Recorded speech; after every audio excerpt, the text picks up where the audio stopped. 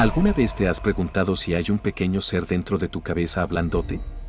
¿Y si ese pequeño ser realmente existiera, quién sería el que estuviera observándolo? ¿Podría ser que dentro de la cabeza del pequeño ser haya otro más pequeño aún? Tal vez digas, bueno, ese ser no tendría cerebro, pero entonces, ¿cómo es que las imágenes de este video se convierten en la experiencia de ese ser? ¿Será posible que dentro del cerebro de cada uno de nosotros habite un fantasma invisible?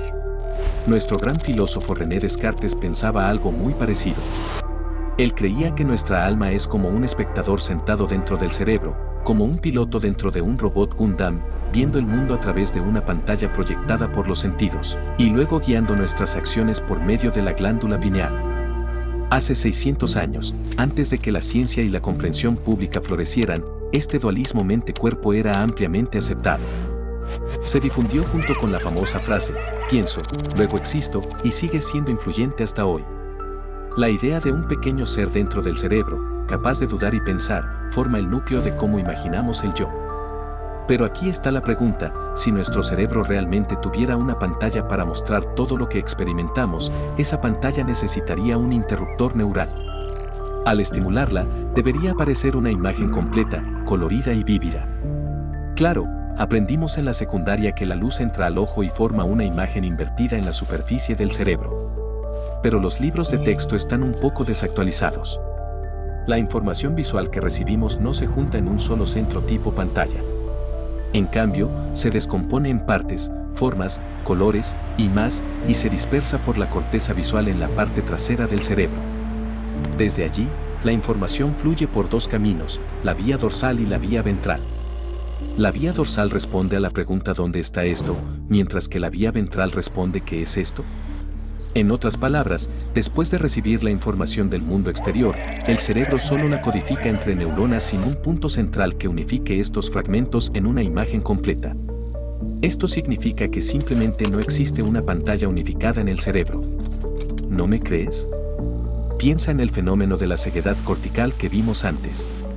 Las personas con ceguera cortical no pueden ver conscientemente nada, pero pueden adivinar correctamente la ubicación de objetos y evitar obstáculos. Si realmente hubiera un pequeño ser viendo una pantalla dentro de su cabeza, ¿cómo podrían reaccionar correctamente sin ninguna imagen que observar? ¿Ves? La información visual no necesita una escena completa proyectada en una pantalla compartida para que el pequeño ser la vea. Los mecanismos locales del cerebro hacen su trabajo perfectamente, ayudándonos a navegar la vida diaria. Quizás sigas preguntando, aún sin pantalla, ¿no necesitamos un pequeño ser o un alma unificada que dirija nuestras acciones? Espera. Si divides el cuerpo calloso, la banda gruesa que conecta los hemisferios cerebrales izquierdo y derecho, divides el cerebro en dos. El neurocientífico Mako Gazzaniga hizo experimentos con pacientes de cerebro dividido. Por ejemplo, mostró una escena nevada al ojo izquierdo y una pata de pollo al derecho, luego pidió que escogieran cartas relacionadas con cada imagen con las manos izquierda y derecha. ¿Adivina qué? La mano izquierda eligió una pala para nieve y la derecha escogió un pollo. Cuando preguntaron por qué, el paciente explicó, es simple, el pollo y la pata de pollo van juntos. Pero luego agregó, si quieres limpiar el gallinero, necesitas una pala también. Esto significa que los dos hemisferios no podían comunicarse. El hemisferio izquierdo, responsable del lenguaje, no sabía que el derecho vio nieve. Cuando sentía que algo estaba raro, simplemente inventaba una historia para explicar por qué la mano derecha eligió la pala. Aquí hay algo aún más fascinante, cuando Gazzaniga mostró una escena de asesinato al ojo izquierdo, el paciente expresó miedo, pero no pudo explicar por qué. Cuando le preguntaron, dijo, no sé, tal vez porque la habitación se siente opresiva. Entonces, si realmente hubiera un pequeño ser en el cerebro que ve todo, sabría que ven ambos ojos. Pero los pacientes de cerebro dividido parecen no saber nada. Más bien, parece que hay dos teatros, cada uno con su pequeño ser trabajando independientemente en cada hemisferio. El pequeño ser del hemisferio izquierdo controla el lenguaje y actúa como guionista, creando una historia unificada para toda la obra, ¿lo entiendes? Nuestro cerebro no tiene un alma única viendo una pantalla. Tiene múltiples sistemas paralelos. Solo que normalmente los hemisferios se comunican tan bien que sentimos que somos un solo yo. Bien, Dices, aunque no haya pantalla y haya varios pequeños seres, debe haber una conciencia unificada que dé órdenes, ¿no? Si no, ¿cómo explicas nuestras acciones consistentes? Recuerda el experimento de Libet que hablamos antes. Libet pidió a los participantes levantar un dedo cuando quisieran, mientras medía la potencialidad de preparación cerebral, las señales neuronales que preparan el movimiento. Descubrió que la señal cerebral aparece 0.3 a 0.5 segundos antes de que la persona sienta la intención consciente de mover el dedo. En otras palabras, el cerebro inicia el programa de acción antes de que surja el quiero moverme. Ningún comandante da la orden levantar dedo antes de tiempo. En cambio, diferentes circuitos neuronales coordinan por adelantado y luego la conciencia recibe una notificación tardía.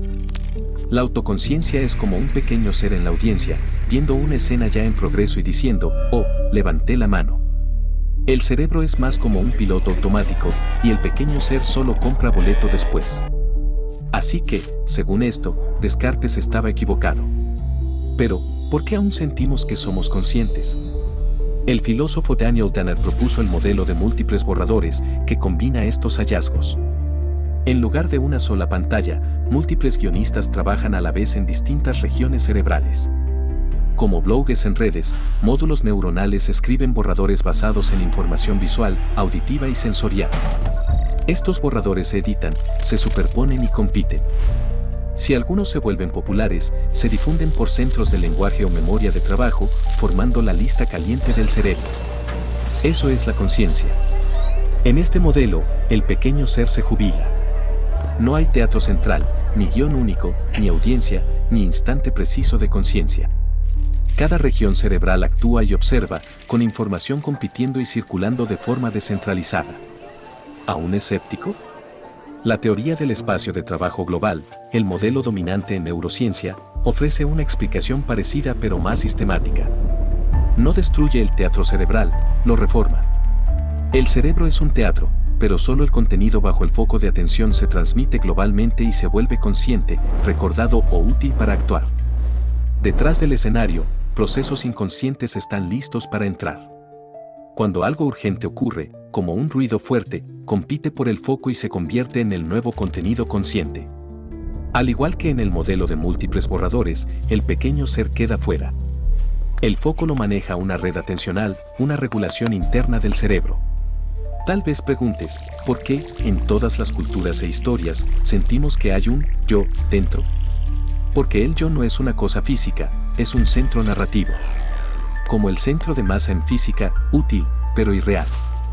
El yo surge de historias entrelazadas en el cerebro, organizando la experiencia en una ficción funcional. Como un avatar en un videojuego con atributos y registros, el yo permite controlar cuerpo y conducta. Ese avatar no está en un chip único, sino distribuido. Nuestro cerebro hace lo mismo, crea una historia coherente del yo con memoria y lenguaje. Por eso sentimos que hay un yo supervisando, pero es solo una ilusión de interfaz. Al soltar la idea del pequeño ser, vemos que el yo y la conciencia no requieren un alma misteriosa ni un controlador oculto. Emergen de vastas redes neuronales descentralizadas, complejas, dinámicas y en constante evolución. Si alguien vive solo para sí, puede ser un académico brillante, un gran pensador o un poeta destacado. Pero no será verdaderamente completo ni genuinamente grande.